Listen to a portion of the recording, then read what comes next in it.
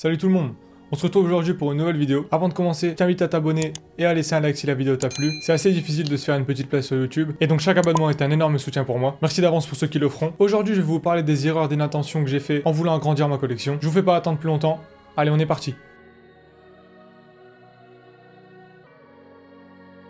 On va commencer par une erreur bête, mais qui n'est pas du tout de mon ressort, avec ce maillot de l'Inter, maillot extérieur porté par l'équipe milanaise en 2019-2020, maillot commandé sur Foot Center il me semble, et comme chaque maillot que je veux posséder dans ma collection, je le voulais floqué et badgé. Impossible de le commander floqué sur Foot Center en raison d'un nombre de demandes peu élevé, mais le site français laissait la possibilité d'apposer un badge sur la manche du maillot, ce que j'ai donc commandé, et après de longs mois, bêtement en regardant ma collection, je me suis rendu compte en comparant avec les autres maillots de la même année que le badge posé sur ce maillot n'était pas le bon. J'ai donc recontacté Foot Center en disant que le badge à poser n'était pas celui porté par les joueurs au cours de cette saison. Il me semble qu'ils m'ont remboursé le badge, mais bon, trop tard, le badge était posé et donc le maillot en partie faux. Ce que j'ai fait, c'est que j'ai galéré pour retrouver un badge de la saison adéquat, et après de longues minutes à essayer de le décoller avec un fer à repasser et du dissolvant, j'ai quand même réussi à l'enlever, mais avec une trace. Il reste donc une trace minime, je ne sais pas si vous le verrez à la caméra. Puis j'ai récupéré un badge Serie A correct et adapté au maillot, mais je vous conseillerais de toujours recouper avant de commander un maillot, de vérifier si le badge est correct et surtout de vérifier directement après réception du maillot. Deuxième cas similaire, et cette fois-ci je le trouve encore plus étonnant, ce maillot du Paris Saint-Germain, maillot porté lors de la saison 2018-2019 par le club parisien. Et même principe, je suis allé à la boutique officielle du Paris Saint-Germain sur les champs, il me semble que j'avais le maillot mais qu'il n'était ni floqué ni badgé, et donc même principe, j'ai porté le maillot à plusieurs reprises,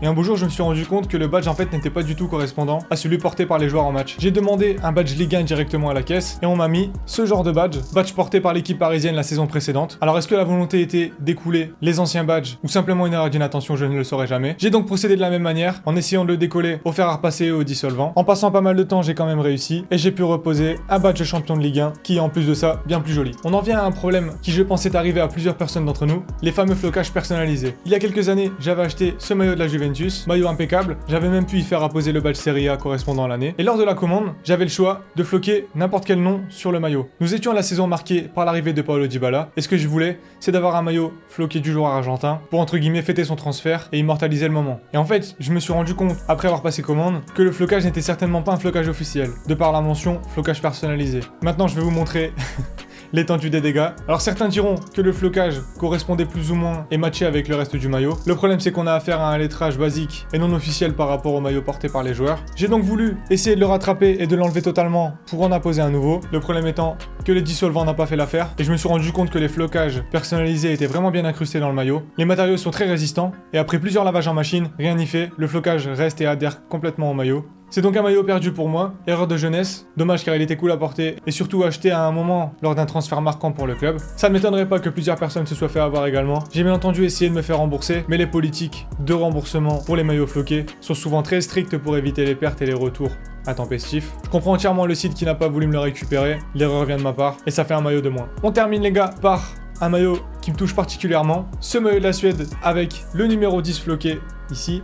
Il y a quelques temps, j'ai découvert sur internet la présence de sites qui vendaient des flocages officiels mais non utilisés. Ce que j'ai fait, c'est que j'ai répertorié tous les maillots non floqués de ma collection et j'ai essayé de trouver des flocages correspondants. J'ai récupéré le flocage Ibrahimovic correspondant à ce maillot qui vaut cher à mes yeux car c'était un cadeau important. Ce que j'ai fait, c'est que je me suis rendu dans un magasin Espace Foot afin de pouvoir le floquer, et vous allez voir le problème rencontré, c'est que le flocage était périmé. Malgré la chaleur, le flocage n'a jamais adhéré au maillot.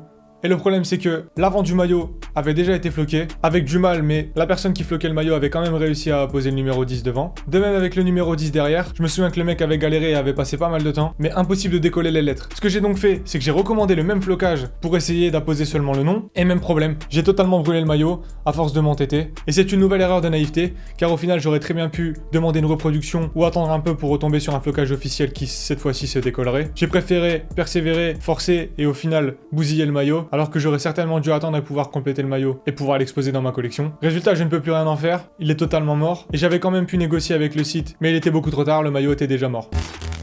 Donc voilà les gars, voici les 4 principaux problèmes qui me sont arrivés depuis que je collectionne les maillots. Ça me laisse pas mal de regrets car les problèmes sont évitables, mais bon, on ne peut pas savoir avant que le problème soit arrivé. Je vous invite à raconter vos histoires en commentaire parce que ça m'étonnerait bien fort que personne n'ait eu des tours similaires. Soyez attentifs quand vous achetez vos maillots, recoupez toujours les informations des sites et vérifiez que les flocages et les patchs correspondent bien aux maillots d'origine. En attendant, je vous remercie, on se retrouve très vite pour un prochain épisode d'I2F. Allez, salut!